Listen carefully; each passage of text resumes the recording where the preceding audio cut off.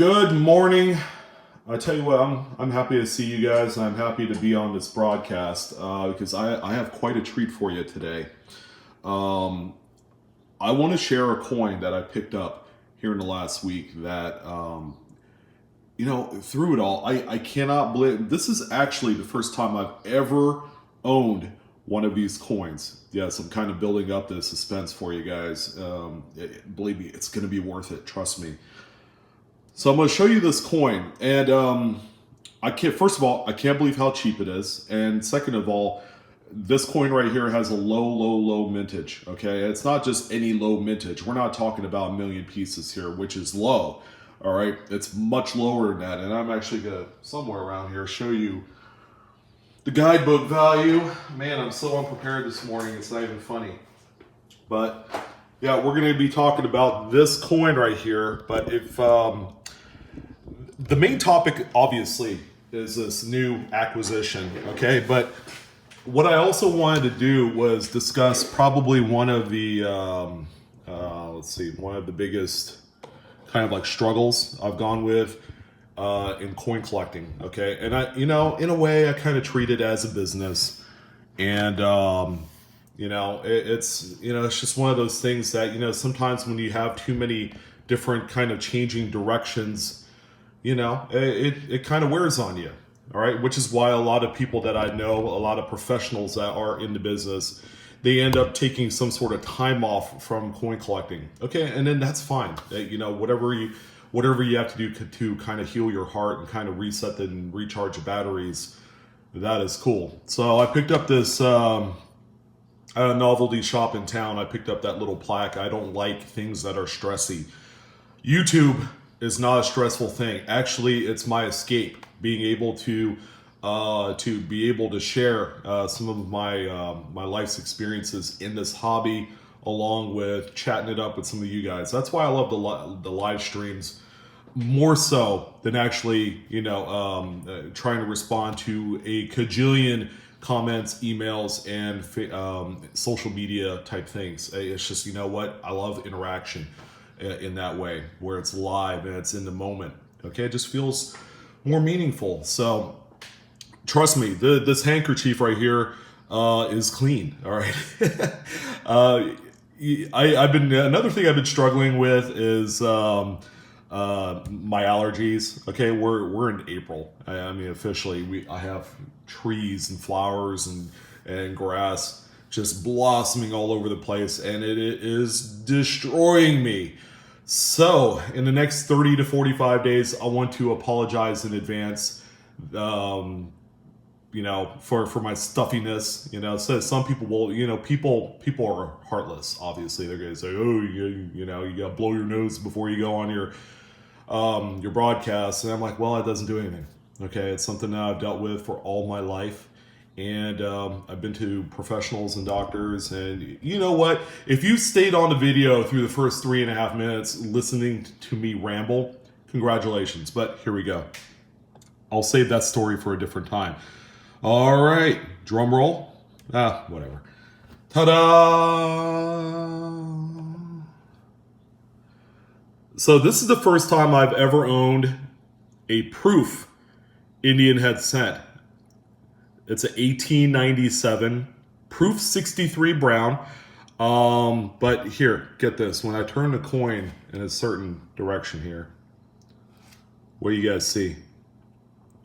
Oh my God, it is toned. This thing is absolutely beautiful. Jeez. This is probably my new favorite coin in the collection, but this is going to go specifically. You got a few hairlines right over there, which it's fine for this type. But this is a coin that is going to go into my typeset. I think I'm going to crack this thing out and put it in there. I don't know. I'm still undecided. I mean, it looks good in its holder, and it is the very first proof Indian head cent I've ever owned in my stable, and in all the years I've been collecting. I mean, I've owned some pretty amazing stuff, from some of the toughest to find Civil War tokens all the way up to $20 double eagles for crying out loud. So to finally have one of these in the personal Blue Ridge Silverhound collection is absolutely marvelous, and I'm happy to acquire this. Now let me tell you a little bit about the coin. Where's my book? Let me tell you a little bit about the coin. So here's an excerpt from the Red Book price guide. Of course, it's on the Indian Head Cents part of it. So it's 1897. This mintage here in the parentheses is the proof coinage mintage for that year, 1938, compared to 50 and almost 50.5 million of the business strike coins. 1938. Take a look at all the other dates from the past 10 years on this page. 1862, so the 1896 is a little bit tougher. Actually, 70 pieces is very significant in the proof coinage of this era. And then we're into 2000s all the way up. And then 4,000, 4,500 in 1888 and 2,900 here in 1887. So, and it's still higher yet, going before that all the way into, the 1870s, where in this part right here, 1877, the key date, they actually have a range. I guess they forgot to do a count on, how many they made. So 1,938 pieces. Okay, with that information, what do you guys think if I told you I spent about $220 on this coin? Well, what immediately comes to mind? Because I'm going to tell you, okay, a coin that grades brown obviously is going to be toned or it's going to be completely brown.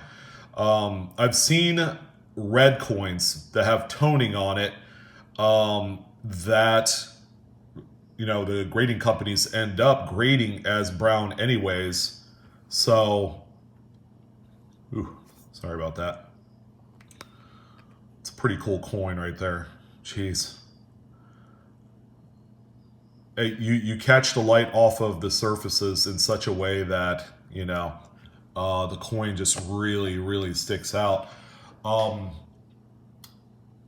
In terms of the market, okay, if $220 seems cheap for a coin in which the U.S. Mint only made 1,938 of them, your eyes are not playing tricks on you. If you went online, okay, that seems to be the going rate for this particular grade of this proof Indian Head Cent. Okay, and the same can be said for any other proof coin during this era. You can even go into the coins in the 1900s. So from 1898, which is a date after this one, all the way up to, 1909.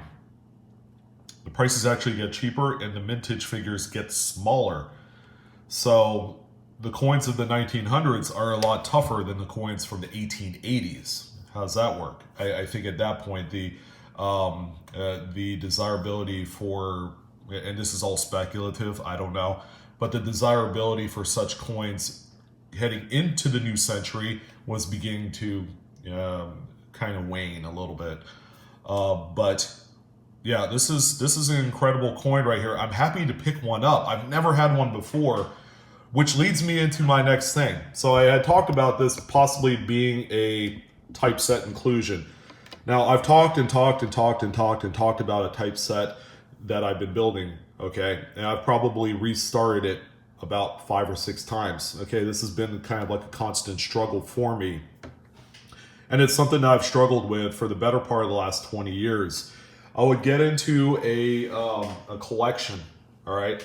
I would get probably maybe 75 to 80% through the thing, and then I would just say, you know what, I don't like the way this is turning out. I'm gonna scrap the collection, sell them piece by piece, or sell the whole album as is, which I've done both before. I've actually sold an entire typeset album before in its entirety, okay, with all the coins still in there, okay? And at that point, you don't get nearly as much money as what you had originally invested in your set, all right? So it's something to keep in mind. A full compilation album sells for less money than singular coins out in the marketplace, because at that point, it's like, you're selling me a bulk lot, I'm gonna give you a bulkish kind of rate, which sucks, okay? It just means you're just too damn lazy to actually, give fair market value for the coins. So this right here, ladies and gentlemen, is the United States Typeset Blue Ridge Silverhound YouTube style version 6.0.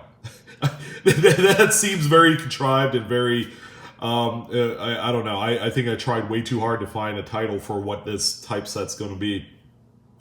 But the direction of this typeset, and here's what I'm going to do, because I'm going to allow you guys to hold me accountable to this. This is going to be a very fluid YouTube specific typeset, okay, in which we will pick up various pieces, or I will, that are unique for its specific profile of each coin. Okay, for instance, not every day do you see someone say, I'm going to crack out a proof Indian head cent and it's going to go into the typeset. Usually that's not the case. Sometimes, depending on individual preferences like price and appearance, someone may want to assemble a low ball set, which is very doable and very economical, yet you're able to get the full immersion of the US coinage history, which is cool, all right?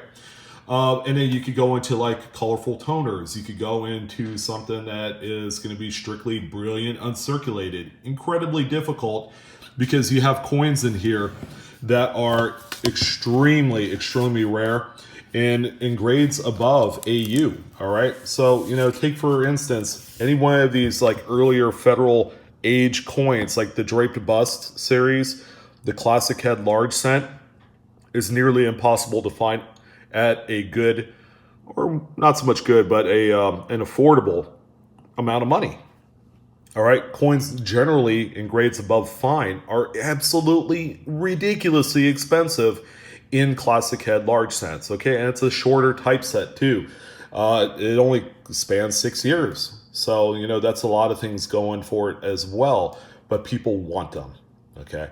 So what I'm going to do, this is, again, this is going to be the Blue Ridge Silverhound YouTube typeset. These Dansko 77 album 7070, that's the stock number for this, for a while was not available. Okay, the company actually stopped producing them, and then after some collector backlash, as recently I think is about 3 years ago, they have elected to remake them again. So for about a good 5 or 6 years, they stopped selling them, and at that point, the only way that you could grab a brand new copy of the Dansko typeset is to go on eBay and pay like an insanely ridiculous amount of money for an album that may be new or may be used. Used albums I was picking up for like 50, 60 bucks on there just so I could have a few extra. Okay, that's how crazy it was. But brand new again, we're looking at about 30 bucks. Okay, so they're available at, retail sites like Wizard Coin Supply. I'm going to try and find an Amazon listing, and I'll put that down below if you guys want to take a stab at it. It's probably, bar none, the most challenging collection that you could ever put together. All right, this is not like your Whitman 20th century typeset. Some of you have probably seen that album before, but just take a look at some of the coins that you're, kind of obligated to put together here. I mean, this thing has a pretty gnarly difficulty factor, I would say. Capped bust half dimes, seated liberties, all the way up. Look at this. I have a few coins in here. I'm going to explain these in a second. So I'm going to tell you a little bit about the direction of this YouTube set. But anyways, I mean, it's insane. I mean, look, I got a seated liberty in there. That one has a nice story. I've talked about that one in a video. Commemorative half dollars. Of course, I'm going to do strictly, I think I'm doing kind of like VFXF graded coins here that are the early type. Okay, I'm not doing any modern stuff there. And there you go. And then the final page is going to be kind of like an oddball mix. We got bicentennial, modern U.S. coinage with, like gold dollars and silver eagles. What I'm going to end up doing is I'm going to take this page out, because you could unscrew the little rivets here on the binding. Take this page out and I'm going to replace it with the gold set, okay, which will have the earlier gold type pieces. That page in itself sells for 20 bucks. So you have to be all in when you buy that. It's not cheap at all.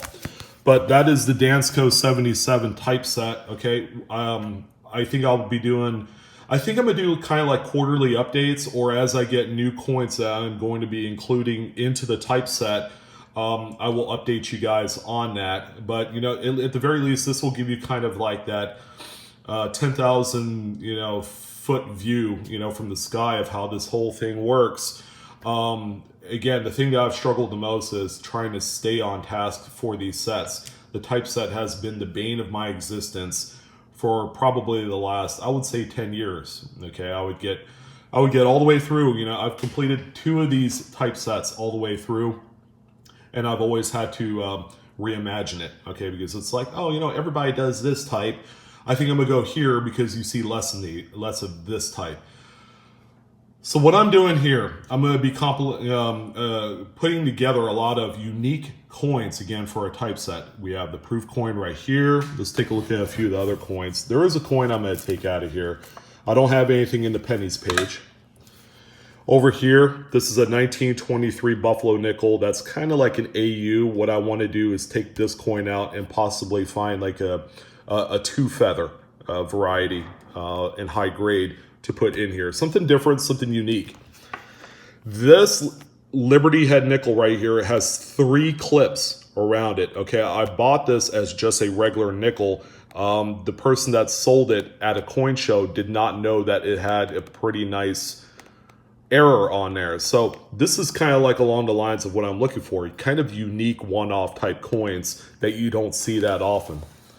Over here on the next page, of course, we have the counter-stamped 1853 with raise, seated $50. This one is actually a store card as well with J.M. Taylor, who is a broker in Chatham, I guess what, Boston? Or no, New York. So Corporal James, New York, which is New York City, I guess. So, you know, we have that coin. That's unique for a typeset. Okay, you can see the weakness on the reverse when it was stamped through, but you could see some of the rays. This is a really cool novelty coin. Okay, the coin itself is valued between $100 and $125. But what's your alternative? Okay, for that same amount of money, you could get one that's in like Find a VF of the same date, and it feels less special. Whereas this, it's got a counter stamp. It's neat. And this is the this Oregon Trail coin right here. I picked up from a gentleman who lives out in the heartland in Oklahoma, and he comes out this way and does flea markets and sales. I got this one from him. He's actually God, what's the tribe he's in? He's from Oklahoma, and I would have to say, oh man, he told me and I totally forgot. But he buys and sells coins, trinkets. He also does kind of like the badges and all the Boy Scout stuff, like the older vintage. So if that's any indication, this is going to be an absolutely unique typeset, and I'm happy to actually share it with you guys. So as we go through, we find unique coins that definitely fit the requirements for this. And I want to get your guys' opinion. What do you think? Does the 1897 proof Indian head set deserve inclusion in that unique typeset right there? That's going to be pretty cool. And as we go through this, it's also going to give you guys some insight on how this type of collecting works, because my style of collecting and your style of collecting are going to be absolutely A and B. They're going to be completely apples and oranges type of collecting direction. So at the very least, we get to learn off of each other. I've done a low ball set. I've done a VF set. I've tried and attempted to do an AU set, and I gave up. I literally gave up because when you're on a budget of about $500 to $600 a month in coins, to a lot of people that seems like a lot of money, and it is. But there, you can imagine the people that have budgets of $5,000 to $10,000 a month. The sky's the limit, folks. I could throw in that 1913 Liberty nickel in there and call it good. At the end of the day, it's going to feel less special because it's like, oh, I already own it, so now I can resell it and be done with it. So, Whew, that was a long-winded talk, fellas. Probably more than what you guys need to know. If you've lasted all the way up through these 20 minutes, I want to thank you guys for joining. Of course, you can't go through 20 minutes of jibber-jabber bullcrap without giving me a like. I hope you guys like this video. I hope you guys love the brand new Proof Indian headset. I'm happy as a clam that I'm able to find one, and they are affordable. Low mintage coins are affordable in a huge way, and I'm glad that I'm able to own one. So I want to thank you guys for joining. Check me out on Facebook, Instagram, and Twitter. The best way you can support my channel is to share and subscribe. Hit the like button. Would love to hear your comments. So you guys take care.